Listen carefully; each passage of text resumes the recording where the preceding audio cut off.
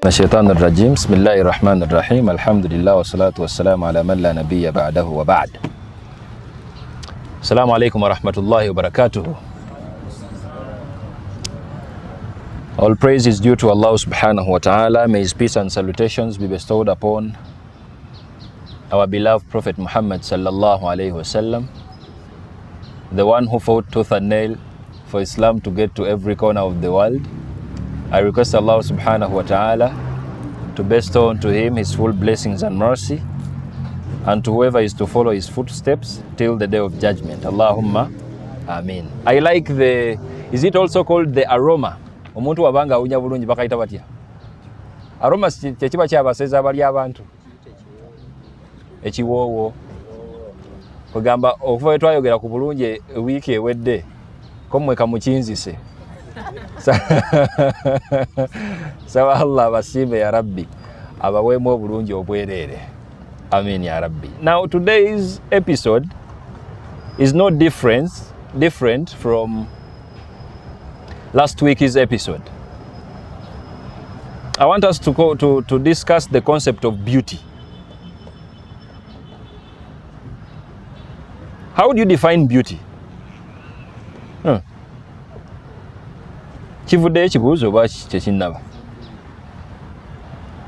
How do you define beauty as a man?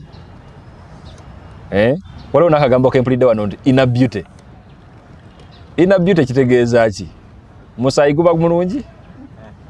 Like how do you define beauty? Omuntu omulungi yani? Because there is a distinction between omuntu omuyonjo n'omulungi. Now, the previous episode we were more of obuyonjo, abere muyonjo, yabale bwati, bigira we bati. Now, the essence of beauty. Who is a beautiful girl? Mundabayo ngo musajja ino obwagazi. And who is a handsome? Omusajja naye beautiful oba handsome? Abera handsome. Ate mu Luganda lwammwe. Handsome kyeki? Bulungi? Serulungi? Owulira? Handsome. Who is a handsome man? Who is a handsome man? So I expect a lady to try to help us out. Put a definition to what you call being handsome. And handsome muri eno bayitirivu? Muwanike ku mikono mutulabeyo. Yes. Tusooke ne Seka Elias. Seka Elias, who is a beautiful girl to you? What is beauty? Assalamu alaikum wa rahmatullah. Wa alaikum salam wa rahmatullahi wa barakatuh. I personally, I define beauty in two categories. Two categories? Yes. First and foremost, beauty, coming what we call behavior. Behavior? Yes. Embeera z'omuntu zimufuula omulungi. Kyekisooka. Engeri omuntu gye yeeyisaamu bw'engenda into behavior mubeeramu self respect. Ekitiibwa kyeyewanga omuntu alungiwala. Bangi tubalabyeko. Asobola obbanga mulungi nga tumulaba the outer side naye nga mu mbeera ze engeri gye yeeyisaamu talina self respect afuuka omuntu omubi. Ndoza mu episode emabigako kibuzo kyajjanga ekyo ninjogera nze kennyini neŋŋamba nti omuwala banga ayogera mu bantu mu public ng'eddoboozi lye alyogerera waggulu tekyetaagisa. Kitegeeza that self respect aba teyeegiwadde ye ng'omuntu. Abamu abaagala ekintu ekyo tulaba nga beauty ye teriiwo. Okubanga yeeyisa bulungi eri abantu abalala embeera ze accordingly tuyinza okugamba mu bantu abakulu yeeyisa atya, mu bavubuka banne yeeyisa atya, tusobola defininga beauty ye. Ekitegeeza gwe nalulungi w'omulengera mu nneeyisa gy'afukamirira eyo gy'alungiwalira. Yes. Munze nganze omuntu. Ne waba tafukamidde wabula ekitiibwa kyewa ye ng'omuntu alungiwala. Ate kategori ey'okubiri eno yeeriwa? Kategori ey'okubiri nyinza ogenda like the body. awo nze ng'omuntu nyinza obba ngamba saagala mukyala mutono saagala mukyala mutono kitegeeza ne wajja nga afaanana atya naye nga mukyala mutono beauty ye mba sigirabanga omuntu obutono otegeeza ki nga mutono eno mubiri gwonna oba omubiri gwonna oyagala mungi mukono nga munene neno nga munene saagala mungi obutonga lunene njagala mukyala munene yes obunene obwetaagisa obwo ulola nti omuntu si mutono si munene nyamenya atwobume badde manyi kigenze bugenzi bweki njagala mukyala munene nga muzito saagala mukyala mutono okiraba yes toyagala mukyala nga akuweesa ekitiibwa mutambula nga otugatta saizi ye zenganzi gyempisenga beauty ye on that side ne self respect yewadde eriye nga y'omuntu ne mbantu beauty ye njigatira kati beauty mu shape oyagala mukyala munene ate mu birala nga si shape mu birala nti nagambye wali nti for example nga mu buwanvu mumpi sifuddeeyo dugavu mweru sifuddeeyo because wali abanga betuyita black beauty nga muddugavu naye nga mukyala mulungi mashallah assalamu alaikum warahmatullahi barakallahu fikum basajja mmwe abalabi b'abalungi mwesudiya wano ku TV gyoli obulungi twabukkaanyako abamanyi b'abasajja yes assalamu alaikum warahmatullahi wabarakatuh. Wa alaikum salam warahmatullahi wabarakatuh. And I think my brothers described what Sheikh was asking about, the inner beauty. We determine what they call the inner beauty through the behaviors and pisa and neisa zenganza. I think that's the inner beauty. Kati then tuinawo eno beauty gye tulaba, the physical beauty. I think buli omu alina kyayagala. So for me, I personally sagala mukazi mweru. I personally omweru takolera. So I think buli omu alina kyayagala, alina kya determining anga beauty. Abayido bano bakyayira ki? Nyine ensonga zange ez'omuntu. Ate abasajja bano olowooza obulungi bwawe bakkaanyako nti mukyalo nno omulungi nno y'ono. Ki kye bayisinga okugoberera ennyo? Face first. Passport. Yeah. Because omuntu omutunulya bwoti kyosooka olaba face. The moment you look at someone, you first look the face. You don't first look the abdomen. The thorax. Yeah, the thorax. You first look at the face. So that's why even the face we beautify it most. Never wakazi never wabasajja. Tuga face eno ye representing. It is the passport. Nga kyekyo. Ebirala oyinza okubibuusa n'amaaso. Okay. Naam. Assalamu alaikum warahmatullahi. Wa alaikum salam warahmatullahi wabarakatuh. Ngambulamu omusajja amanyi okunnyonnyola kye bayita obulungi. Mwenna mulimu kumpitira ku ngulu, Seeka Isa, wangula engule. Assalamu alaikum. Wa alaikum salam warahmatullahi wabarakatuh. Omulungi yaliwa? Omukyalo omulungi yali ati? Obulungi kino ekintu kigazi. Bwe twogera obulungi simanyi oba bino ebigawo bye bimu. Omuntu okubanga nga mulungi, asobola okuba nga mulungi ng'atanyirira. Mulungi ng'anyirira? Yes. Baganda abali wano mutuyambe okunyirira kye ki n'obulungi kye ki? Ebintu ebyo byanjawulo. Byanjawulo? Kati okunyirira kye ki? Kunyirira kwe kutaba na pimpo? Omuntu asobola okuba nga mulungi naye nga tanyirira. Katunnyonnyole nno. Asobola okubeera nga ka face kyekyo. Mashallah. Naye ng'ebisigadde ebisigadde nga wateekako ka face bw'ati oba ka smile nga waba badde atudde bw'ati akakyala kalungi ako olwa ka face okitegeera. Naye ate omuntu asobola okubeera nga ka face tekavuddeyo bulungi naye ng'anyirira. Asobola okubeera tugeze nga muddugavu. Kubanga ebiseera ebisinga omukyalo omweru anyirira nnyo okusinga omuddugavu wadde bonna nga basobola okuba nga balungi. Omukyalo omweru adisi yani eyo omukyalo omweru ebiseera ebisinga abanyirira okusinga omuddugavu. Yes, ababi nga babiri bonna nga abaddugavu n'omweru nga mubi omweru abasinga omuddugavu kaddemu njagala kategeera abantu babiri kale tugabe abantu babiri nga bonna balungi ng'omu muddugavu ng'omulala mweru ono omweru abasinga abamulungi okusinga omuddugavu by all means oba ayagala oba tayagala abasajja ba Uganda bakanya we bati yes abaana abana ne bayiikira ebizigo kati ndabye okitegeera kibatwala mu bizigo mwabateeka muntu obweru buno okitegeera era waliwo olugero lw'Abaganda olugamba ndiyaddeyaddeko ng'omubi omweru oba okitegeera so kakati mbadde ndi ku nsonga ez'ebbiri nti omuntu asobola okubeera nga mulungi nze kikyanyemya okwawula okunyirira n'obulungi omuntu asobola okubeera nga first evaayo bulungi naye ng'ayina skin nga teri mu sport naye nga kwe kunyirira okwo yes ng'ayina omubiri gwe kanyashi nga kwekali ng'ali nga kaavu zikweziri naye nga first evudde bulungi nga face ye si nnungi awo kitegeera nga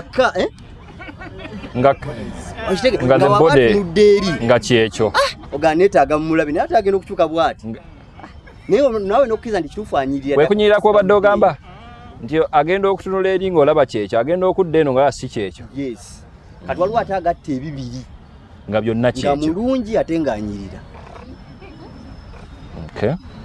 oba kitegeera so kakati obulungi kati Isa gwe mukyala wo tujje ku basajja abalala igwe nze seka njagala nnyo omukyala omweru yes ne waba yeerusizaamu yeyerusa nedda oyagala ono wannakyo njagala wannakyo muzungu anti gwonoonya saaga muzungu abaana bafe abawano abeeru bawano enzaalwa yawano wano wenyini mashallah so kati mbadde njogera ku nsonga ya beauty nga ngeza kuga nti nno kigazi kitwaliramu inner beauty ne physical inner beauty bwe bulungi buno obwompisa biki ebyo personality spiritual whatever biki ebyo bwe bityo ne kana akokungulu passport kakulumu then ka passport kwakosoka okulabirako omuntu baana abawala bagenda kudaaga kukikasooka okumugjayo kwakosoka okulaba n'olyoka ogoberera empisa n'ogamba asaala tasaala akitegeera kwanza omukyala waba mulungi naye nga tasaala tolina budde bwabiibiwala ayina engeri gyandabikiramu etali nnungi so kati beauty tutunulira bintu ebyo bibiri mashallah physical and inner beauty mashallah engine yangambye tufuneyo baneeno neeno bana tukigale amusalamu watula eri Seeka Sultan yabasemba Assalamu alaykum warahmatullahi. Wa alaykum salaam warahmatullahi wabarakatuh. Kati Seeka nze nganze ekisooka kyengenda okwogera baseka tiba abantu bakuwulira njagala bakuwulire kyengenda okusooka nakyo question yo what I know first and foremost beauty belongs to the beholder. Beauty belongs to the beholder. Akagamba ako kategeeza ki nanoonya dde omuntu akavunula beholder bategeeza ati omulungi ono oba oli ali mu kulaba kubanga people have like preferences. Omulungi ku side eno ayinza obutaba mulungi ku side endala. Nja kwogera ku lungi ndowooza bwa mirundi ebiri nze nga bwe mmanyi okusinziira ekigambo beauty defining something called beauty. I believe that it is too broad okusinga kubina abantu abasinga obungi bebatumira ne badefingirako obungi bwo kubanga beauty it is too broad and I am someone who believes nti okujjako through Islamic approach yengeri yoko omuntu oba oli ajasobola okudefiningamu obulungi obuki the essence of beauty si muntu kubanga nze abantu ba misconcepting ebintu ebyo mirundi mingi era omusajja omu yakyogerako n'agamba nti singa Katonda yakeera ku makya nawe abasajja ebbumba buli musajja abumbe omulungi we walivudde ku nsi kuba abamu ebbumba lyali baweddeko ng'ebitundu ebimu tebanabibumba nga bakyali ku birala agenda okumaliriza okutuuka ku muntu eno ogutegeera nga tewali bbumba kitegeera so nze kyemmanyi obulungi obusooka bwenja okwogerako tubulabira mu nneeyisa y'omuntu nja kuddako ono katono nnyo nti Islamic wise fena tukimanyi nti abasajja Katonda yabasukulumyabo ku bakyala si bwe kiri naye olw'obwenkanya bwa Mungu ate ojja kwesanga ebintu ebisinga obungi ebifuula omusajja Katonda yabiteeka side eno most of the times ekisinga okujjayo amakulu g'omusajja omukyala ye mazima amatuufu bino mbiikiriza lwa butaagaani naye nga nange nkimanyi nti newankubadde bagamba nti gatuze kusaidia polygamy nti omukono gulina engalo 5 ensajja emu kitegeeza ennyameka naye bwe tubanga tugambye tugenze ku nkozesa y'omukono nti tugambe nti tujjeko engalo zino ennya engalo emu amakulu g'engalo emu n'ennya olowooza ziri we zisinga okukola omulimu ziriwe zijjayo amakulu g'omukono so that's it nti ebiseera ebisinga obungi ffe naddala abasajja oli bw'aba yawasa kyayina ewaka tutunulira muntu ne tumanya kyayina ewaka kubanga obulungi buli mu bintu bingi naye ng'enneeyisa is one enneeyisa y'omuntu omukyala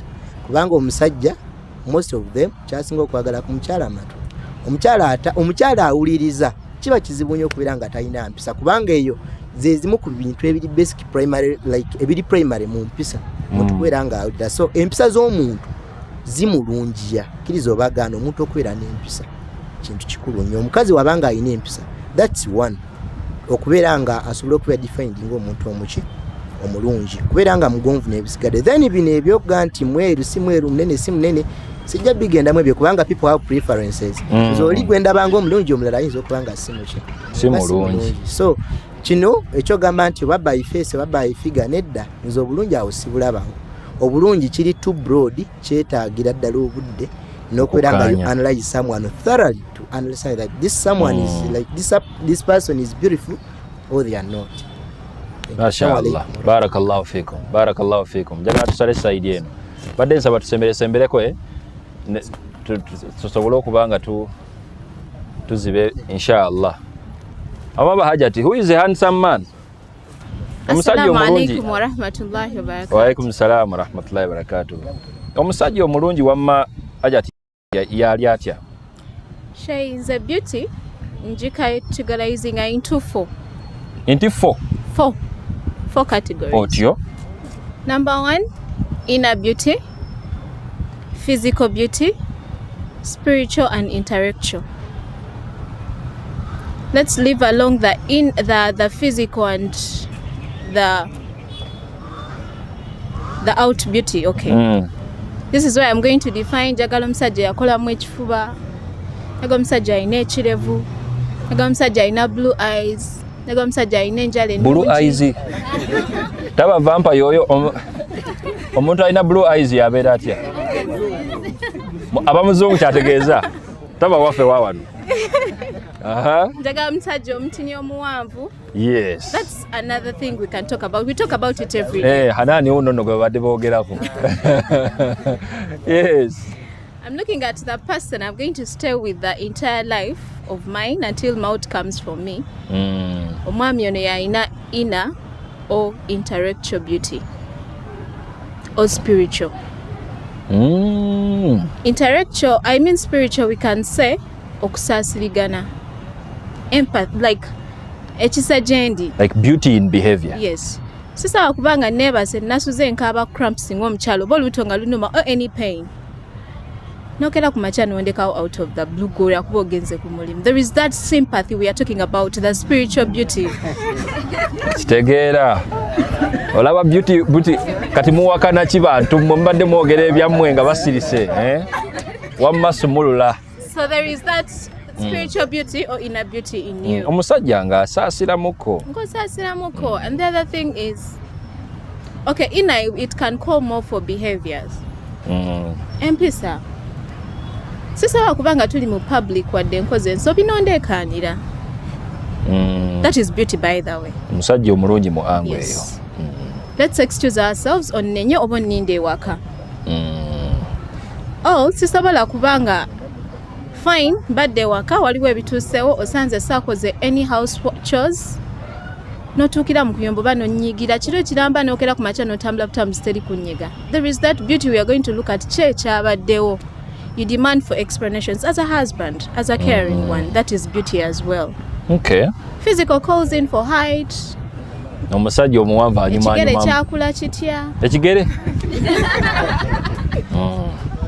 Kitegeera. So all those things. Mwe mulowooza tebabafaako naye ekikyabaganyisiza, there are very many factors as to why you're single. Maybe your kigere is not pleasing. It is a factor nakakitegeera kati ntibakifaako. Yes.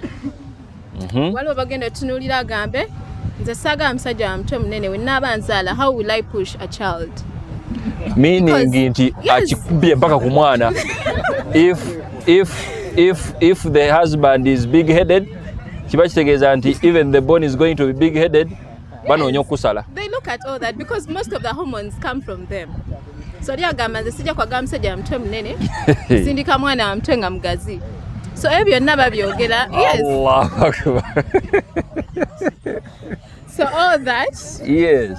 But more, the beauty I will emphasize on is the inner and spiritual. The inner beauty. Because waba okusasirigana maka tuve ku bulungi, because there is a story I had one time. Omwami muchala we yafuna accident nafuna these scars in the face.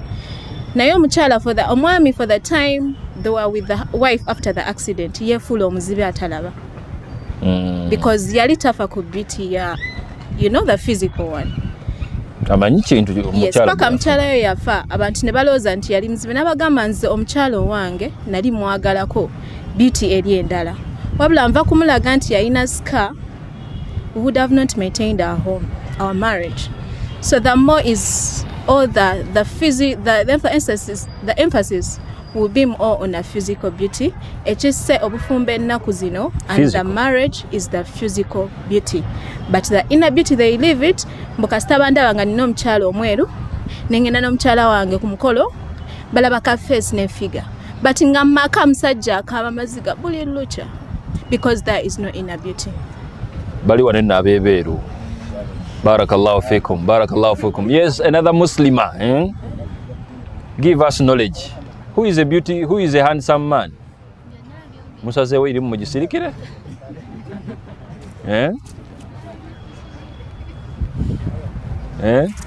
Nalongo totuwe ka definition? Nalongo atuwe ka definition. Yes.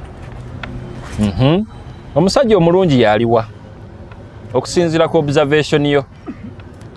Yes. Assalamu alaikum wa rahmatullahi wa barakatuh. Wa alaikum salam wa rahmatullahi wa barakatuh. Tummi omusajja omulungi. Nalongolooza nkuwulira ya Rabbi. Eddoboozi ng'era ttono.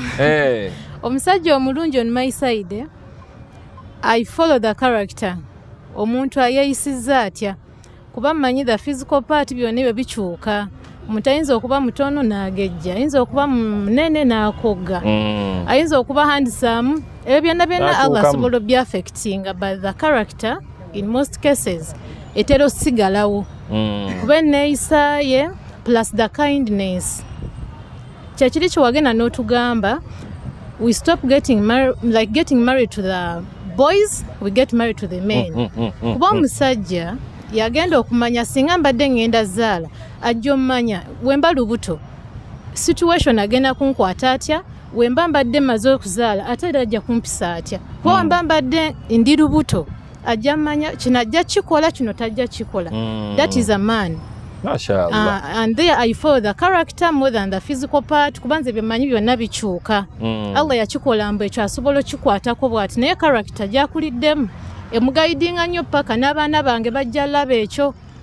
Wabula bino obulungi ebyo bijja naye Allah byonna asobola obijjawo, but character esobola guiding abaana bange everywhere yagibagenze. Character plays a big role. Mashallah. Bwe bulungi on my side. Mashallah. Njagalayo omukyala asemba atunyonyolere ideal handsome man w'omulembe guno. Ayinza obba si wuwo. There is a reason why I need that version of a girl. Okusinziira ku observation yammwe ng'abakyala mulowooza abawala basinga kuyiikira bulungi ki ku side y'abaami? Abeera atya? Nga si ssente, njagala ekintu ekiri ideal nti abakyala bano abangi omuyolo gw'abakyala gufiira nnyo ku basajja abali A, B, C, D.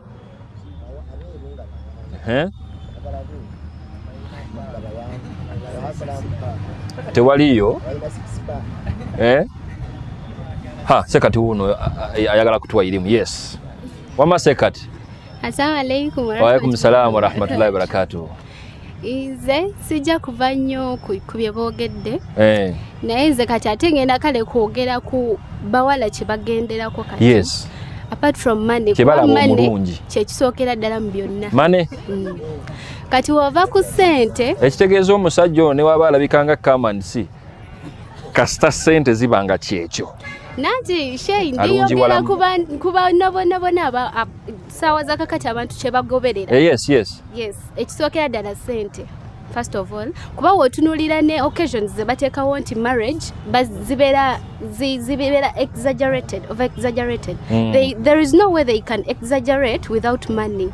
Yes. So inaba first goal. Okay. Ekyokubiri kyenyiza oyogerako ndooza kirevu kubanga tugenze maaso ne tulaba nga abantu bakreatize ne memes nga abantu bestickingako ebirebo biri artificial just to attract women. Abantu bali more attracted to beards. Ngoli wabeera n'ekireva alaba ali responsible. One presenting eri taata we ajalaba nti musajja gubaleese. Abasalako ebirevu kajjambo. Yes. Yes, so that's why you're single. Tonnamanya. Ekirala abamu bagoberera fame. Fame. If you're famous. Ngoli famous, you attract many. Abantu abawala abamwe batunulira nti TikTok ayina likes meka, Instagram meka. N'agamba, wenna agenda maaso noono naye yena beera famous as he is. Kitegeeza egenda kubeera point emuleetera okubeera ngakola ki ali attracted. So like they attach beauty to being famous. Yes. If you're famous, no watu ina nnyo makulu. You can easily attract. Naye mutundirako abadde mu likes ebiri afune 10 kati kyekyo. No. That is what we call a real discussion now. We are discussing issues of our times. That is a valid one. It is a valid one. Barakallahu fikum. Okay. Barakallahu fikum wa jazakumullahu khairan. Rabbi shrah li sadri wa yassir li amri wahlul 'uqdatan min lisani yafqahu qawli. Now I wanted us today to discuss the concept of beauty. And I want to prepare my audience with 3 factors. Factor number 1, the definition of beauty varies. Muslims should learn the reality that beauty exceeds the physical beauty everyone is obsessed with, and it goes deep to other spheres of life when it comes to someone being beautiful. The one reason as to why you don't even have your own definition of a beautiful lady, it's because you're unserious to a level you don't even know what is your version of beauty. Because Allah designed us in a way, what I find as beautiful might not be the same as something you find beautiful. So someone who is beautiful to me might not be someone who is beautiful to you. Now that is a reality that we really have to accept, just like we are going to see as we are proceeding with the session. Secondly, there is that unnecessary society pressure when it comes to defining who is beautiful. We are too much colonized in a way. Tinzengo muwalimu, if I'm trying to do my scholarship, my scholarly reading and literature and so on, definitely higher chances are I'm going to pick bias as I'm trying to read from the Arabs who compiled their literature, their books, their own way of describing who a beautiful lady is.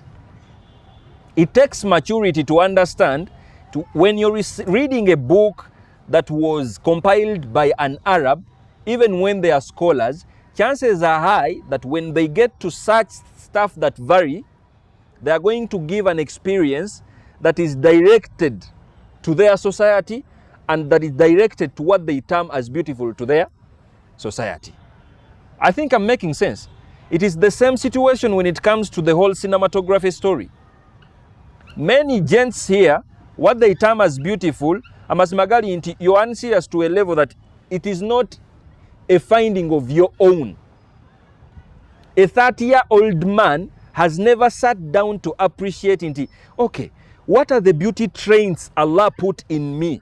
And whatever you term beautiful is rooted from an external factor, and in the long run, if you're living it, chances are high that whoever you're graduating to be your wife is not going to meet your tainted beauty Allah put into you. Now Islam wants to come to put it to you to get to know that beauty varies in that angle. And we have this unnecessary society pressure when it comes to being like model. Now, girls, you're the victims of this whole pressure. Definitely, from the Western culture, what they term beauty has something to do with being slender, being American height, being light-skinned. What do you expect in a society that is not even having organic food? Our girls here in Africa, because the nutrients are just good enough. Now, change in society dictates the beauty. Your husband now is too obsessed with a slender, light-skinned girl because aina fidi muzalabye ezimu designing, and this is what we call beauty in our society.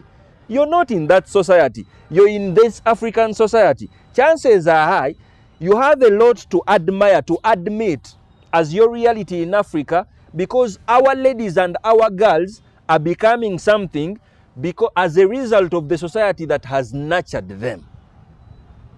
The girl that is taking African organic food stuff definitely is not going to be like a girl in the US. Those who have traveled, well, you know, there are some societies nga n'okusanga omwana azitowa kilo 5 nga muwala mawulire bwana butono buntu butono bakyala batono tono bali awo tebalina mibiri bali awo, and that is their own beauty in their style. Now, you don't want to bring that pressure, unnecessary pressure, ey'abantu abatasomyeko ate nga musomyeko. Ate ogikube ku baana abatakoze eki. And when I see a girl struggling to become a white girl, if I see a lady struggling, asooke agende mu gym akoge akole bw'ati atuuyane toyina nno na budde. I'm like, come on, raise your confidence levels. Just make sure you're a healthy lady. Make sure you're not obese. Be an African lady. Don't fall for that pressure. Now it makes sense when we talk of beauty. Islam, that's the reason as to why Islam never came out to explain explicitly a beautiful girl is supposed to be A, B, C, D. That is wastage of time. There is a lot of work. We are very many. Allah never created us with one understanding, with one line of preference, with one. It is not there. That's why Allah, when it comes to explaining beauty, it was more of explaining a character and putting that confidence within you, someone who is going to look for a wife and someone who is going to look for a husband, to sit down and appreciate. Matter of fact, probably what you call beauty is in a black lady, and that is your trend. Now it takes maturity for you to fight the external force of your movies, to appreciate the reality that you need an African black lady for a wife, because that is your own beauty. The problem with this society is whatever is happening on mainstream media is designed to meet your lust. Oli musajja alina obwagazi and you're desireful. So if you see a light-skinned lady who is putting on a skimpy dress, it's going to charge you emotionally. Your desires are going to be up. Now, you're only responding to that because you're basically a man. But remember, you're not looking for a wife as a sex partner. You're looking for a wife as a partner for life, a mother for your own kids. Now, if you want to define beauty in that angle, we are like, sit down as a man who is looking for a partner. Appreciate, what do you consider as beauty? Do you know the approach that Islam gave to the concept of beauty? Have you ever seen anyone focusing and representing Islam authentically, trying to say that Prophet was like a beautiful girl prefer that light-skinned one, prefer that black one, prefer that huge one, prefer the slender one? That is not any point of emphasis when it comes to describing beauty. Of course, it is on your own personal level, but Islam comes out to give us some other factors to make sure we don't lose it, even when we are trying to look for beauty. Kyemutannaba kumanya bantu mmwe abatagala n'okunoonya obulungi. If you're beautiful, factor number one it is not you to certify yourself. Factor number 2, even whoever is certifying you, asobola okutagaza. Maybe whoever is calling you beautiful and whoever is influencing you buying bleaching Vaselines, entegeera ye ya mwana oyo. And you're busy saying, I am a beautiful girl because my man told me I have to bleach. Little did you know, this is a boy that is ordering you to buy bleaching Vaseline. And in the long run, you're going to be affected, even losing the natural beauty you're having. Now, you don't want to be a victim of such a man, and you don't want to be a victim of such a lady. Because even some ladies influence their husbands. Maybe she's buying a Vaseline, aranisa okulaba abasajja abeeru nga bamukolera. Igwe teweefiirayo weesize bwesize ekizigo kuba omukyala akugambye kyekiriko. Ogenda okulaba mu wiiki 2 otandika okumyukirira tokitegeera. N'akugamba nti onyirira bunyirizi si ku mmere gye nkuliisa. Kumbe wallahi oli mu kweruka. Otandise okweruka kubanga wawasa omwana omuntu atategeera akyadaaga n'okuba confidence yokka nti bannaye nze Allah bw'ati bwe yantonda. Stop dealing with people who are mentally unstable. Because that level of not appreciating who you are, for starters, that alone is a mental disorder. We start from levels of confidence. Ti Allah bwati bwe yakutondya, everyone is beautiful in their own angle. Now check out the Islamic approach. Obusiraamu bwafa nnyo ku environment to make sure this environment is beautiful, because in the long run, if the environment your surrounding is beautiful, that is the essence of beauty. And trust me, in the long run, you're even going to become beautiful. Now, Islam was designed to at least empower Muslims, young Muslims, even old Muslims, to appreciate the science of just looking nice and being beautiful in front of others. Now, those who were here in the last episode, we are focusing on to this whole adornment story and so on. Today, we want to put a distinction between basically being a hygienic someone who goes and bathes, nanaba, neyekolako bulungi, that personal administration, nasenya, they are literally abantu abayonjo. So Islam comes with another spice to inform you that after being omuntu omuyonjo, there is also another level of beautifying yourself in many ways. And Islam prioritizes beauty rooted from the behavior, rooted from the character. And that's why when the Prophet is like, before I even bring the Prophet, Surah Al-A'raf, when Allah is like, Ya Bani Adam, A'udhu billahi minash shaitanir rajim, khudhu zinatakum inda kulli masjid. Muslims, if you're going to the prayer place, the guidance of your Creator is, please prioritize beautifying yourself. Make sure you're having this attire that is appealing, the apparel beauty in the sense. As you're going to the mosque to perform prayers, Allah is like, make it a point to just look like someone who is beautiful, irrespective of gender. Now that ayah was revealed after the teachings of bathing, after the teachings of ablution. What we call zina is when you take an extra mile of at least calling our attention and at least let us people who are seeing you get that good impression when we get in touch with you. Waliwo ekintu kye muyisaamu amaaso, but that one first impression, let us just start with okuwunya obulungi, just smelling good. Smelling good has nothing to do with your bathing. And that is the one reason as to why Prophet Muhammad sallallahu alaihi wasallam, one of his traditions was like, prioritize smelling good. At one point I was discussing with Sheikh Dr. Ashraf Mutagubia, and he mentioned something that was too mind-blowing. He was like, are you aware that when you meet someone who is smelling nice, the power in the scent can just overtake your mind in a way you might not even be in position to remember what they were putting on because of the good scent they were wearing. okuwunya obuwunya obulungi. Now that is a plus.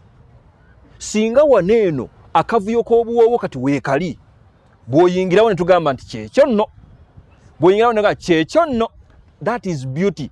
The reason as to why you're still single has something to do with your scent. Has something to do with your scent.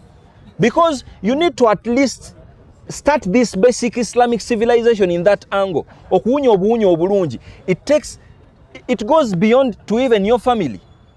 Your home, for example. Why are you a lady, a wife who is unserious to a level? Lwaki wakawo tewawunya bulungi? Olwokuba osiika ennyama eri kati ennyumba yonna kewunya ennyama. No. Islam is like nedda bambi. You're called Zahratul Bait for a reason. You're a flower of the home for a reason. You make sure you at least facilitate your own home. Okubanga erabika bulungi. Now there are cultures that have adopted that. When you visit mosques, ensonga lwaki emizikiti egyo bagizimbanga ginyirira.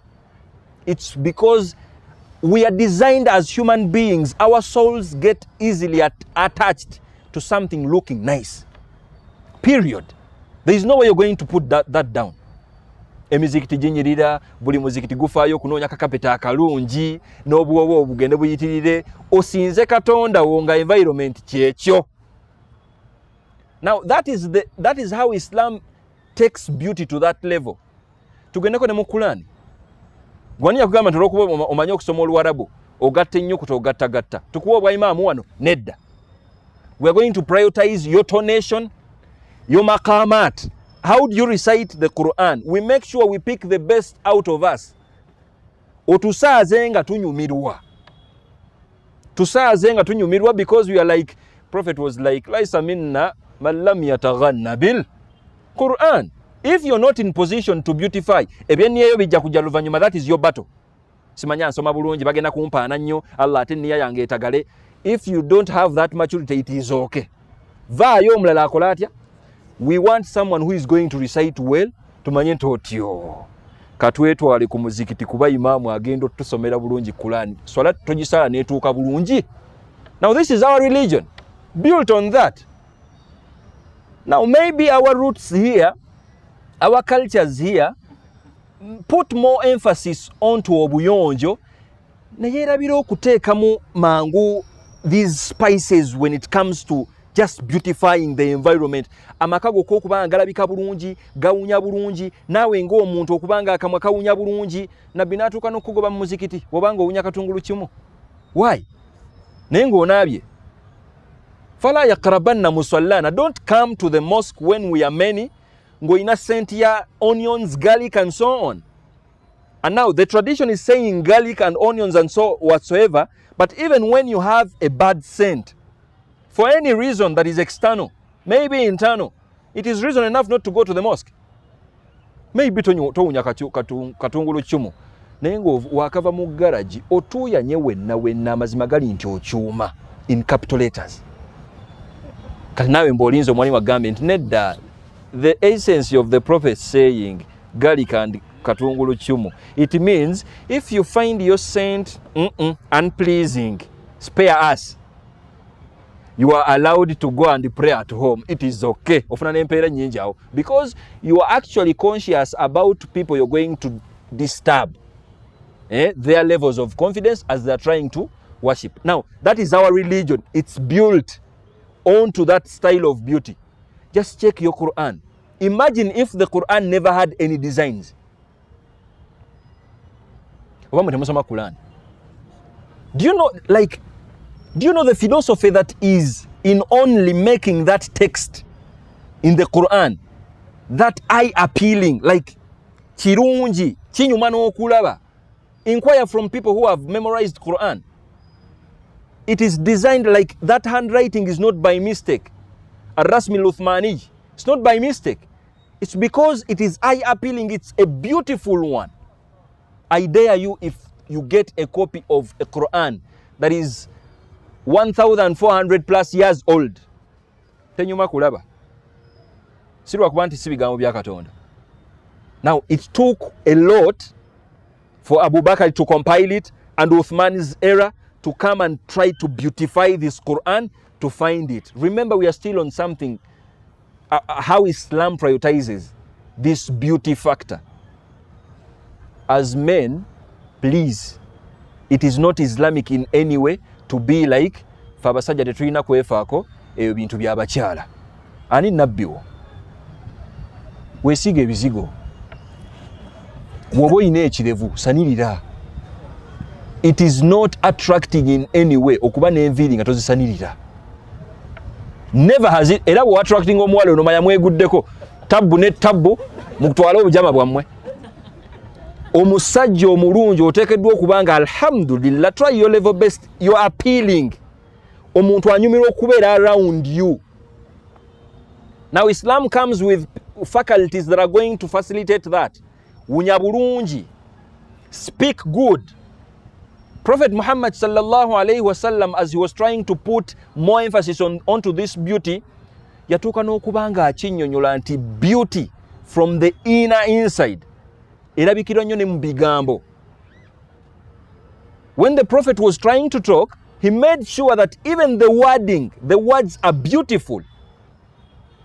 Now today we are designed to smell good, and yet whatever you're speaking out is nasty. Now, in as far as Islam is concerned, olimusegu in a way you're smelling good, otubuza, you're smelling good, and that is for civilized people. And when it comes to talking, you're speaking vulgar, with disrespect. Now, that is not a branding a Muslim wants to be in, most especially when you're going to start a family, or even to make issues worse when you're a husband to someone. Does it make sense to you now? Our religion employs us to be that. Basically, okubanga weefaako ebintu ebisookebwako. The same applies to ladies now. I have issues with people who literally translate the traditions of the Prophet in a way that, like, they don't have what we call functional literacy when it comes to implementing the words of the Prophet. Who told you, when did it become Islamic for a lady to put on a hijab nekweya wansi ngoina n'obusobozi okugifuula nti at least terina kukweya wansi n'otambula nga wenna wenna oli mukwera wano woti? Of course, it has nothing to do with your aqidah. It has nothing to do. You just read the environment. Abaana abayize wano okutunga kwonna, who are you waiting for? Era nze imaamu mbunkugambe genda bakutunge bakupimenti engato zitandikira wano. The principle is one. Just make sure you're covering the whole body. Does that mean oyina okukweyesa? Definitely no. Now, you will find someone who is going to be like, me am a Muslima, ngenda kukweyesa kubanga kya busiraamu tulina obbika emibiri gyaffe. Tebagamba kubikka ttaka, bagamba kubikka mubiri gwo. In the long run, ogenda beera omuntu omujama. Mwotambulira omwo otuula ku boda ogira woti olugoye oluliko enfuufu ate okubye waggulu lukoonye wano. You're going to represent us bad. That is the one reason as to why bawo tayagala nakulaba. Kati weekwasa nabbi nti yakulagidde olabike bwotyo. Definitely no. The Prophet was clear. Omukyala yenna bw'abanga ayongeddeko with beauty n'oyongerako enjogera. Because everyone is obsessed with now the physical one.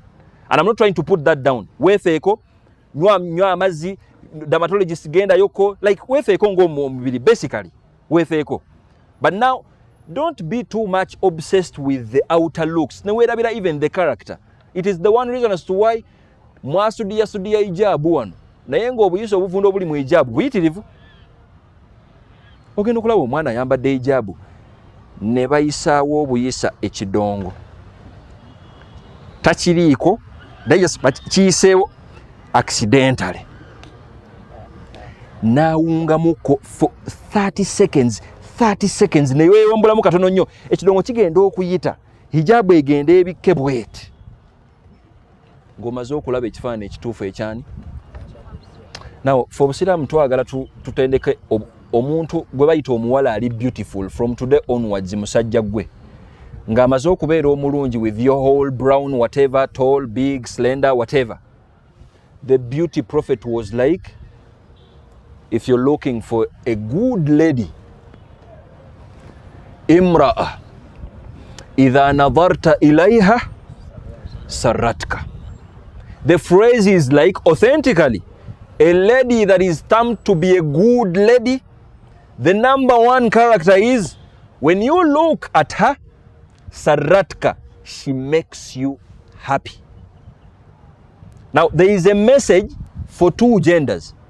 For you as a man, it takes a lot to sit down and appreciate nti kugwa omuwala omulungi yaliwa. Because it is now today where you will find a man inquiring from your best friend who is a man. I have seen this girl, but do you think she is beautiful? Bimukwatirako wa si ye mwaba sego abagala okwasa omuwala omu. Chances are high nti gwe omulabye nga mulungi. Don't even ask the opinion of others. Be a man in a way you can face something you've seen. This is beautiful. Tonna chimanya na yata uliba wa muntu. Maybe you married this lady because of the influence of your friends, or maybe the influence of the series you've watched. True or false? Imagine your husband marrying you, not appreciating you for who you are, but appreciating you because there is this film star. He loved too much in a certain movie. Atagenda okubala benyindo nga chiekyo. Na kuwasa for that reason. Yeah. Kisoboka oba tekisoboka? Kisoboka. Siku mulembe guno ogutagala ne abantu babajoze nnyo nammwe ne musussa. Ne mubeera ddala ng'omulembe ogutagenda nko ku ssomero. Why did they pay fees for you? I can't imagine I am here discussing and teaching the nation obulungi kyeki. Kyandibadde kyatwanguyira dda. Nti omuntu omulungi, that is your business. Because not every man is in love with dark girls. True or false? True. Not every man is in love with brownie girls.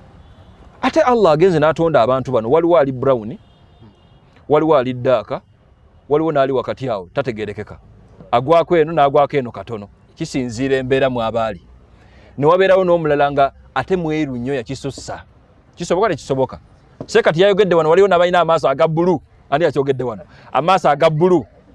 Obunawo bulungi buli awo. Naye amazima gali nti nze ng'omuntu aga bbulu ako nina wenkulabira. Kati oyinza okusanga omuntu omulala nga amaaso ga bbulu ago. It is something. Oba omumazeeyo. Naye ate nze aga bbulu nga laba bulala. Lwaki ga bbulu bwe gatyo? Kati olaba nga nze si bulungi. But to someone else it is also beauty. Now Islam wants to put that confidence into you. Kati nabbi kwe kuyingirawo, if you're to marry, sit down and analyze this girl. Atekeddwa okubanga amazima gali nti imra'a idha nadarta ilaiha sarratika, akusanyusa mu ndabika, abavubuka aboobwagazi bakomaawo mu kuvvuunula.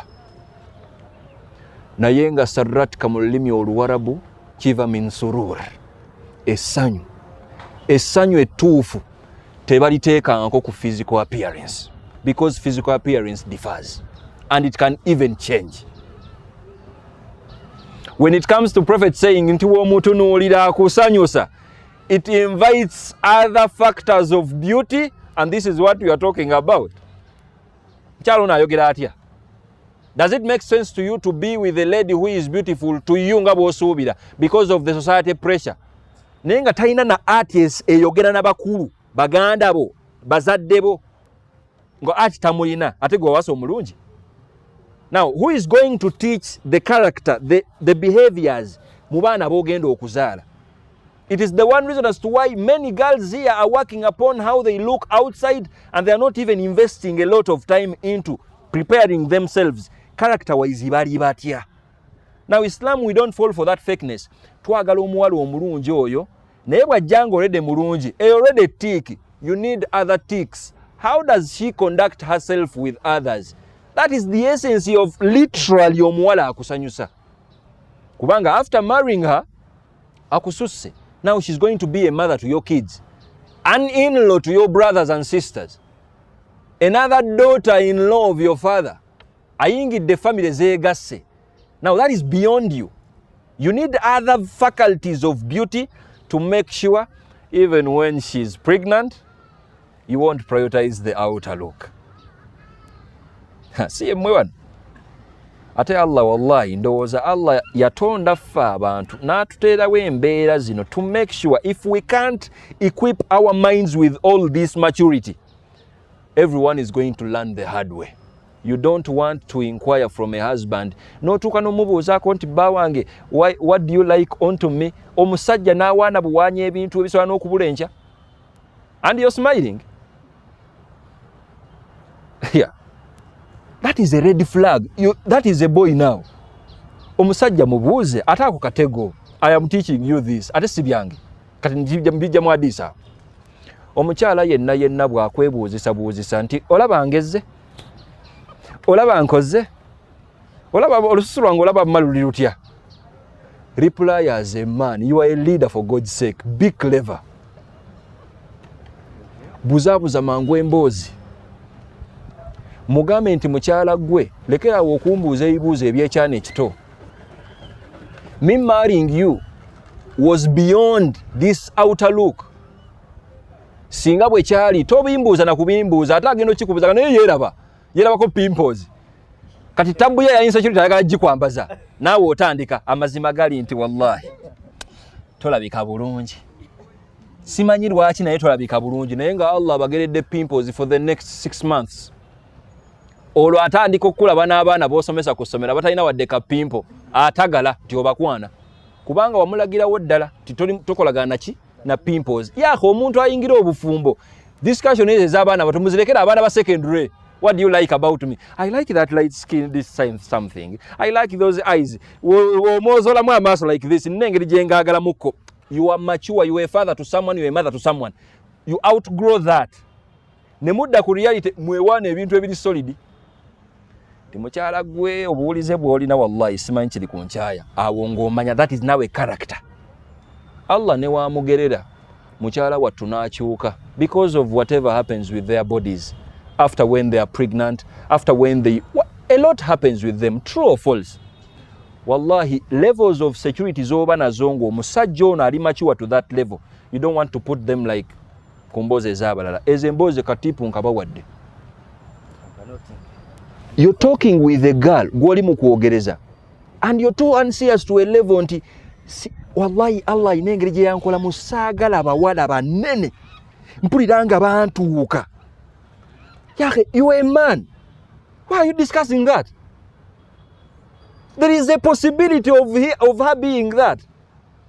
Imagine your wife becoming a big lady for 9 months. Naye nga akimanyi the inception from the husband. Bawange tayagala bakyala baki? Atagale n'olubuto, atagale ne pressure yo y'omusajja nga bw'otayagala bakyala banene. She has no control over that. Mu discussing ku bintu ebirala. Kati gwe yetandikira fitina. Wapo oyagala bakyala batono. Oba oyagala abanene. Mbulirako. Lwaki toli mukombolirako? Olwo naawe ng'osumulula. Wallahi muli mpulira njagala abakyala abatono. Allah muli mbadde natyamu just kugamba naye wallahi muli mpuliranga kyekyo. N'ogenda mu gym naye nga togenda kogga. Otagala mu kifo ky'okubeera effective mother to the kids obudde bwandiwadde abaana oli mu gym otuuyana. Bw'oli emmere bw'otuuyana nga Allah akuwadde omubiri. Your health sinti oli mulwadde. You're just normal. Gwe omubiri gwo. Naye olikka pressure ka musajja. Yaki bw'abanga amaze okuwasa musajja ategeera musukke ku discussions ngezo. Olaba beauty y'omunda weeyamba. Now if the prophet is like muwasa abakyala ababasanyusa. Omukyala bw'abanga character is beautiful. Ayogera bulungi. There is beauty in the words. There is beauty in the smell. Amaka gokka. Bw'aba asobola okuga facilitatinga n'agateekamu environment eri too appealing. Wallahi bato bange mbabuulira. Allah n'akosola ku mukyala nga talina ati w'amaka. Ojja kwewuunya lwaki wawasa. Ate obusiraamu bwa designinga ebintu bino. Abaana baneeno ebintu ebyo mwandibadde muteekamu amaanyi. Okudesigninga obudesigninze ewaka wammwe. Yes mupangisa. Naye okukyaza omuntu ewuwo.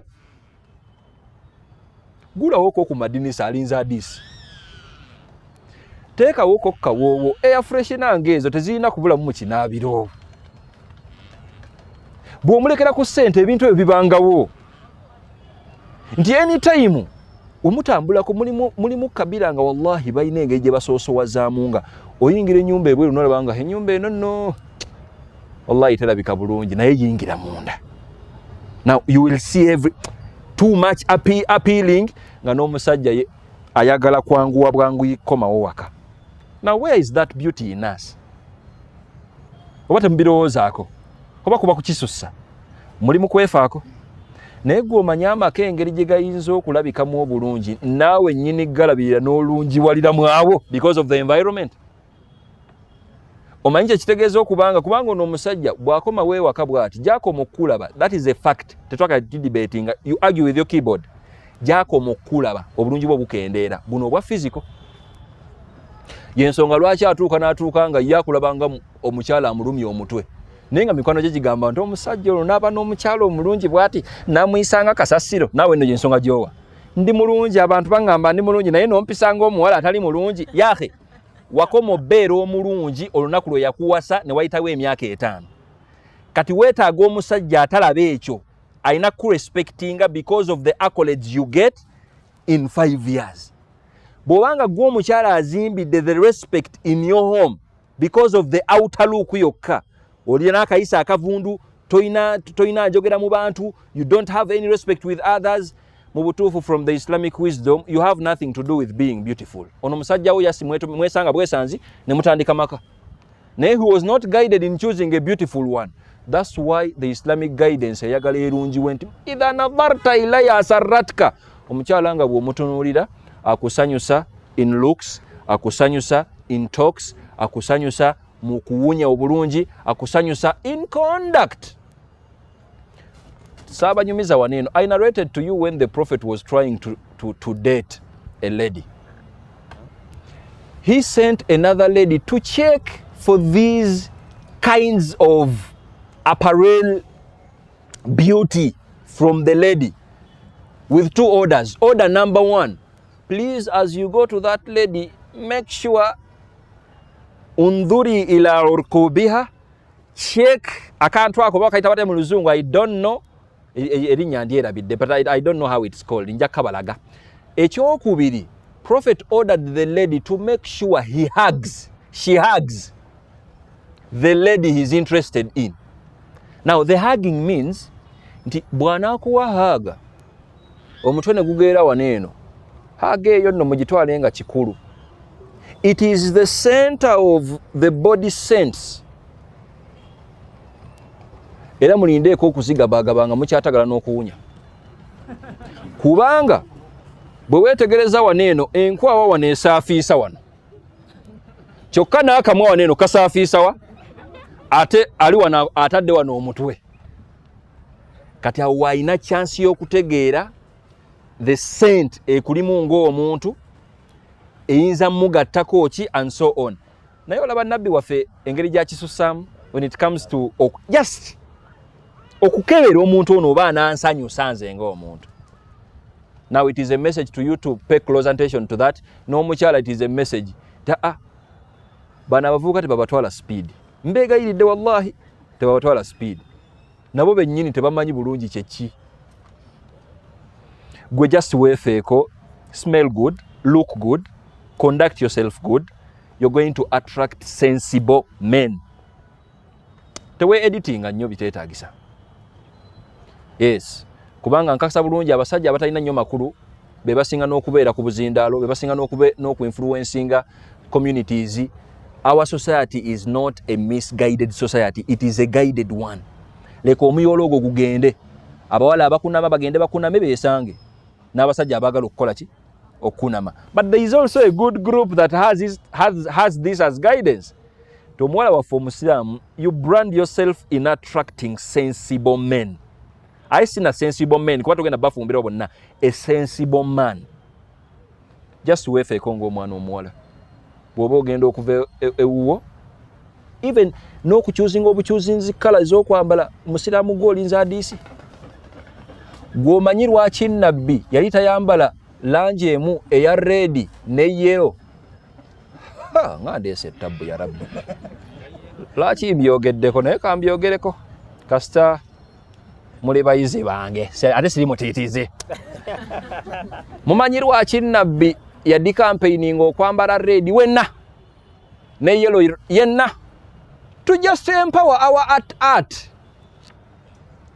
Omusajja omukulu noba nga tolina wardrobe yo neba nga tolinamu that idea. And you're claiming why you're single. You're single because you're not serious. Genda ng'ogula engoye gula ku ngoye ez'obuvunanyizibwa. Yes, you have a good character, but you need to brand it well. Omuntu asaala alina engeri gy'awunyamu. Actually omuntu asaala tawunya bubi kubanga afuna wuzu wakwo muntu wakusenya kubanga musaaze afuna wuzu. Omuntu omusiraamu ali serious nga alina ne ku kirevu ng'ekyo. Mbune oil olize tugambe otekemu oil. Do you know why the Prophet Muhammad sallallahu kana yatatayyab? Prophet nabi alina ekiviri engeri gye yali omuwarabu tezaali nga zaffe zino. Nga weziba gizigize bwe zikomanga wano ku bibegabega. Era nabbi okimanyi nti bakyala ba nabbi ezimu ku postures za nabbi ennungi is lying down onto the laps of the wives and trying to put oil in his head. Musajja gwekyo oil alinga ataliiko katale. Ekiviri kyo nga omala okuva mu kinaabiro noyisaamu tawero bwoti noyisaamu scratcher kiwedde salako busazi. It is okay if you're maintaining it. Kirabirire labika bulungi if we are in contact nga nnyumya naawe ne woba tonoonya mukyala wallahi kiina engeri gye kyegattako. I will be like musajja ono wabuvunaanyizibwa. They are smelling good, they look good. Now that branding makes a lot, and if you're a student of branding you know what I mean. Impression eyo ogenda ne ku mulimu ennyambala yo ka impression is speaking a lot even when you before you do you say out something. Saballat with that understanding. Kyetuyigamu wano ekikulu tubeera abasiraamu abali creative in that angle.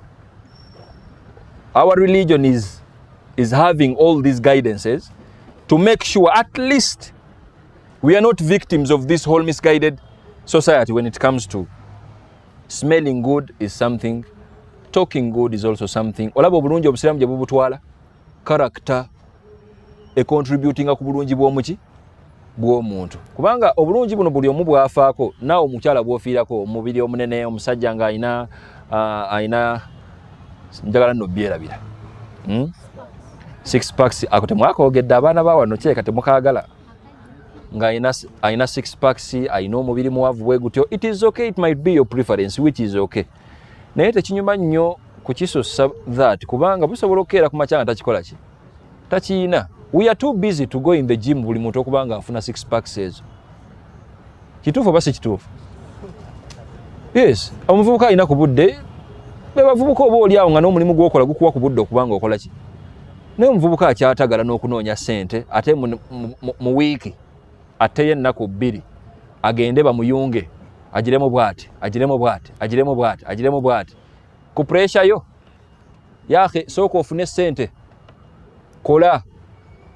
Kola funa ssente. Omwana gw'olina oyo muto gezaako mumutereeza nti munnaye obanga ekikunjagaza six packs ndeka amukko kyusa amukko akwagaleko ku bintu ebirala. And it is a red flag Islamically okubanga obuuzizza munnooto onjagalako ki ng'abuukira bubuukizi biri physical. Ayogere ku bintu ebiri credible ebikumakinga your own components. It is too romantic to ask your wife naye mukyala gwe kikyonjagalako. Mukyala wo n'agamba nti I like the responsibility in you my husband and I like your levels of patience. Wallahi it hits hard. You're like okay, I am something in this house. Obuuziza mukyala wo nti what do you like about me? N'atandika. You're light skinned, I like that. You even have the hair. Now oseka. You're tall. That height is just good. Mwenna muli bato oseka naye ayogedde ebintu byakola talinawo kintu kikufuula musajja wankalakaira byayogedde byonna waliwo abalala babiina. Kiba kitegeeza nti wabanga byafokasinzeeko byokka webiggwerawo bwe biti ng'avaawo. Naye bw'omanya nti omukyalo ono we've spent some 5 years together and alhamdulillah she has accepted nti nze ng'omusajja I have prepared myself for my levels of tolerance to be high. Nawulira nga ali comfortable in my home. I am trying my level best to make sure I put something, I provide for them. If she's respecting that, that is the center of attraction, choyagala, and that is your beauty. If you ask your husband, my husband, why do you love me? What did you like about me? It is too romantic if this man is like, my wife, I liked you because your reasoning was outstanding mu baana b'emakererawo. Natagalira mu baana awo nga balowooza nga abaana abato naye nagenda okulaba nga ate mwana ttu. Entegeera zaffe zifaanagana, amaka gatandise kubanga obwongo busigala bwongo. I liked you because your reasoning was superb. I liked you because of your character. I liked you kubanga wali teweemulisa mulisa ate nga si toyina bintu byakwemulisa wali obiyina naye nga you're reserved in that angle. Now you're like, okay, ng'otebenkera nti alhamdulillah wano wenna parking amakulu weegali. Tusaba Allah abeere nga atuwa enjigiriza ng'eyo. Now that is the approach when it comes to when Islam is defining beauty. Now I understand our backgrounds. Waneeno ziyinza okuba nga tebiriimu nnyo bintu byakwesudiyamukko kukisusaamukkaawo naye at least let's put energy to it. Ti beauty oluusi yeeyo kati mulekeraawo okufa ne ku beauty eno yokka wadde nayo nkulu mugifeeko concurrently naye mukitwaleko ne munneeyisa eddiini oyogera otya n'abantu how do you relate with others. Now these are the things that actually make some other people adorable in the long run. Mulimu omuntu nga wallahi ali moderately beautiful considering the social standards kubanga nekyo nkyogedde kubanga ndi mu generation ng'eyammwe naye because of this other side of beauty neki overseeing society kyeyandiyise ki ndoza kategerekeka. Yes, work upon that. Oli musajja tetuganye to meeting standards za society toyina 6 packs goyina one big pack. Oli muwanvu toyina buzibu. Oli musajja wabuvuzibwa oyina n'omulimu. You try. You have invested a lot into being a man who is too much patient, a man ali reasoning. Ebizibu byo byabasajja. To mixing amu byabakyala nabaki. Enso girabanga musajja. You're too much logical. You're preparing yourself to be a leader. Invest a lot in that. Now, even when you're having one big pack, you're told like that, that beauty in you will make this one big pack a beautiful thing on you. Omukyala yennyini agenda okugamba nti wallahi nali saagala bakyala ba mbuto naye omusajja gwe olw'obugumiikiriza bwo nina engeri gye ntandise okwagala muntambuliraamukko. Otambulemu omukyala aseka agambe nti alhamdulillah bba wange ansesa. Okiraba? That is the approach of Islam. Now, Islam bwagala keeping the people who are going to receive this guidance nti obulungi bw'obusiraamu bwawukanamukko n'obulungi obwammwe oba society bwekola ki, and try your level best to make sure your definition of beauty is not compromised by any external forces. Yes, oyinza okubeerawo nga bambi omuwala ananaagira ye beautiful ku ggwe.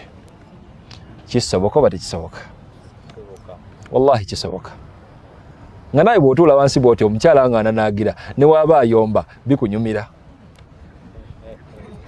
Kati n'owulira nga kyekyo, you find it attractive. Olaba naye ayi Allah mpeerezaayo omunanaagizi. Allah ng'akikukolera ng'akumukuwa. Muwase mwesanze because you've understanding into bannaaye omunanaagizi yewuwo. Eyo level of maturity. Ab'empumi be baliwa. Enkoona nga y'amaanyi wano y'empumi. Yes. Waliwo abawala nga bampumi. Kati olw'okuba ka stigma kali ako abasajja n'abakyala bali ku ma TV entegera zaabwe tuzaazikonta namu ne bagamba nti abakyala ab'empumi balina engeri gye balakamu obubi and it is affecting you ng'ate obaagala. Yaahi bw'ofuna ow'empumi wano mugambe nti ng'onnungi wadde. Nsaba kuwasa kubanga empumi eyo buli bw'ogirabako bw'oti omukwano gukola gutya gujja. Olaba bw'owasa omuntu nga fakita y'obulungi wagiteeka ku kintu ekirala amazima n'omutuuse ewaka wallahi after kwebaka naye kuba that is now marriage. After kwebaka naye Allah aleeta reality. N'otandika okulaba omukyala omusajja omutono amazima gali nti ng'oli mutono n'otatuula wansi ku appreciating nti omukyala omunene mwagala nganze. No factors that is affecting that.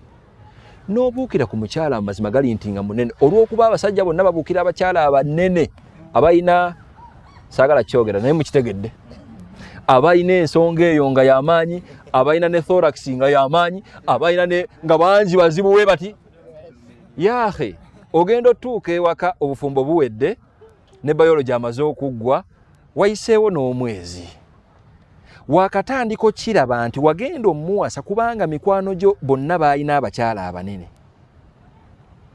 kati olabanga mu butuufu n'okutambula naye batuuka okulowooza nti oli mutowe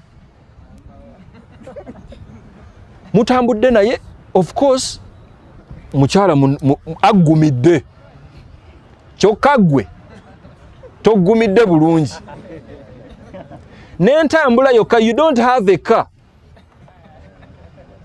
bwe mugamba nti mutambuddeko mwenna mugenda kwesa booda kyandinyumye nnyo abafumba ababiri ne mutula kabooda kammwe ne kabatwala wakajja okitegeere nti essaawa eno ali self contained kabooda ke katya naawe n'ofuna akookubiri katolina mugoberera twale tebatuleka tugende okiraba. Those are all factors ate kati njogeranga mu Uganda beauty lies in a society dictating on you how beautiful someone is.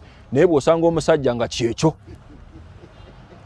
n'omukyala waffe nga kyekyo ne mwegwako ono oli muggumivu n'ono muggumivu mu ango ng'eno olaba mumutuzaire ekyana ekiggumivu ng'ekyana kyekyo. N'abakyala tonaba kumanya abakyala feminism yafuuka feminism tonaba kumanya oba inamu trend y'okukuba agenda okwebalabala mungu akusobola ate nga jjukira nti okubeera emmaani gwe you will not beat her. True or false? Because you are a man you don't have it in any faculty of your mind of beating her back. Naye yakimanya engeri gyali omuzito ojja omunyiiza mbu omwongeddeko. Just in sleeping like this she can even pretend like she has not seen you. Kumba akwebakira. Kisoboka ne kisoboka? Kisoboka. The whole point is appreciate what Allah has put into you as beauty. The same applies with you. Amazima gali nti oyinza obbanga you obsessed with these whole masculine men nga bali bawanvu bazibu nnyo. Naye nga amazima gali nti that handsomeness in you is not a result of your reasoning. It's a result of the movie you watched. Naye nga amazima gali nti omusajja w'omulungi ye mumpi munno. Nga bwe mutuula bwe muti nga mwenna sayizi yeeyo n'amaka gatambula Allah wabawe ekyana ekiwanvu. Kisoboka oba tekisoboka? N'osanga omuwala omumpi tayagala balenzi bampi, omusajja omumpi tayagala bakyala bampi. Lwaki temwefunako? Simanyi. Ensonga nnyangu nnyo. People think short people are not beautiful. That period. Abasajja kati nabo mutandise temukyagala bakyala bampi. Ne wateekawo obuntu obutraininga abampi sima abuuka agira bwati omulawo n'akagira bwati baba n'entondo. Entondo character ya muntu has nothing to do with obumpi. Actually, something that is going to ignite this intondo is difference in height. Oli mukyala muwanvu osimbukidde musajja omumpi. Kati n'okwogera science yo kwe w'okwogera okipinga nti banaye tomanyidde. Mwe temwogera nga waliwo 1 inch like this. Omusajja alina kubanga atudde 1 ate nga naawe oliko a distance ogamba ki?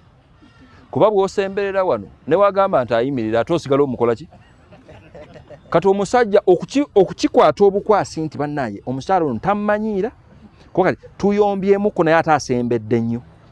Laba ali mu kuntunuulira mu kawompo naye oba tolina ntondo zijja buzzi ziri ignited omukyala nammanyiira kubanga muyombyemu. Tekijja nga musanyuse, kijja mukoze eki? Yahe mwefuneko, it also works. Bw'oli omumpi wano bw'ofunako omumpi wano, bw'oli omunene wano ng'ofunako omunene wano, omutono wano ng'ofunako omutono wano. Ne mixture kisoboka. Oli munene wano ng'ofunako omutono wano, omutono wano ng'ofunako omunene wano, oba omunene ng'ofunako n'omutono. Like that. tusaba Allah aberenga atuwa that understanding. And I think we've exhausted the whole concept of beauty. Don't allow society pressure to define beauty for you. The reason as to why you don't take alcohol is you put your brain to full function. Otekedde okumanya nti bannaye ntandise okwagala abeeru kubanga firimu zino zenda they are impacting me. Sina we nerabanga njagala abeeru naye it's because of these movies. Now that is now maturity. Ngomanya nti okay, Allah bw'akuleetera omuntu kijja kuleetera okubanga okola ki? Tusaba Allah atufuula abantu abalungi. Tusaba Allah abeerenga atufuula abantu abalungi mu kuwunya obulungi, mu kwogera obulungi. Let Allah design our beauty with more stuff that go beyond our outer look. Because beauty lies fully in those characters. Beauty lies a lot into our branding to the people that are seeing us and so on. Tusaba Allah abeerenga akituwa. Naddala mu kumaliriza ekisinza okwaffectinga our definition of beauty tulinga abatayina nkoba wala baffe balungi mu Africa waneeno. Ndowooza this whole literature abantu abedda abo abatucolonizing actually si abedda batukola injustice y'amaanyi okubanga we have nowhere that we are going to find our literature that was recorded well.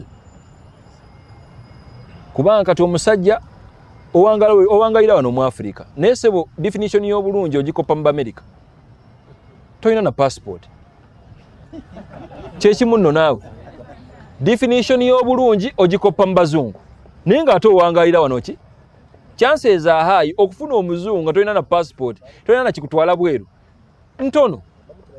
Oyinza n'omufuna naye nga naye takukola ki takuliiko. Akatale kamwe kali wano temwebuzaabuza kali wano. Tuula wansi omanye nti omunayuganda omusajja omulungi yafaanana atya ojja kulaba characters weebali wano. Naawe otule wansi ogambe nti omunayuganda omukyala akola ki afaanana atya. Ninawe tubaddeko before the session now akantu ako wenkategeeredde ne mulaba fashion shows nga balaga obuwala obutambula butonotono bwe buti butambula buli eyo mu bazungu kubanga endya y'abazungu yeeyo. Abaana baffe ono basimbula emmere it is okay. Ku makyawo benywera ku kyayi, ku lanchi awo bali emmere eri organiki ne banywako n'obuugi olw'eggulo ate nga n'ekiro waliyo emmere ku ssaawa 4. Bino ebintu bino bijja luvannyuma mbusimanya nywa kyayi olw'eggulo popcorn. Bano abaana baffe emibiri egyo ojja nakwesanga ng'omwana waffe ow'e Kampala wano omubiri gwo ne beauty yo is designed to be standard ku environment ye Kampala. N'omwana ali fine the west, fine the east, fine the north. Lwakuba temwagala va mu Kampala. Mujja kulaba abaana abalungi mutambuleeko edduniya eno. Kwegamba emyaka gy'owange tetulaba omwana muddugavu mulungi ng'osano tosobola muleka no tosobola kuleka ye n'ogenda mweru. Wallahi gye bali. Nga yenna muddugavu from the hair to the toe. Naye nga bw'omulaba bw'oti tosobola gamba nti bannaye omweru ajje. Okyali ku baddugavu b'e Kampala wano. Statistics zo kwe ziri. Genda keggulu. Abaana batukudde bali eyo. Kirirako mu west eyo ojja kulaba y'abeeru n'abaddugavu bali eyo balungi in their own angle. That's why you're single. Kampala si yekka ye Uganda. Genda ke Mbale, genda ke Busoga, genda tambula edduniya eno. Fulumako ne Kenya olaba batuosange. Tusaba Allah abeerenga atutebya abantu abalungi. Allahumma amin. Tusaba Allah abeerenga atufuula abantu abalungi.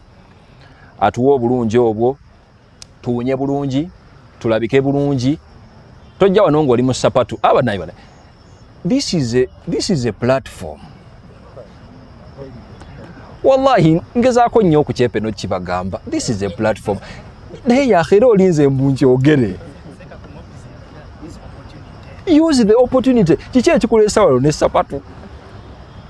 Wallahi jangu wano at least mu week yonna tukulako olwaleero. N'omwana omuwala agambe nti omusajja oyo ayinza okubaamu amaki amakulu. Agenda okukundeetera nti seeko omuntu ono omumanyi wakamulabamu mu sessions zimmeka. Nze akuyuwayo. Tamaze bagali nti simutegeera butegeezi naye abaawo naye simumanyi ng'omuntu. Olwaki mbyogedde Rajab tusooke tusiibule bano aba media nsooke ngambe bano aba wano. Wa barakallahu fiikum wa salaamu alaikum wa rahmatullahi wa barakatuh.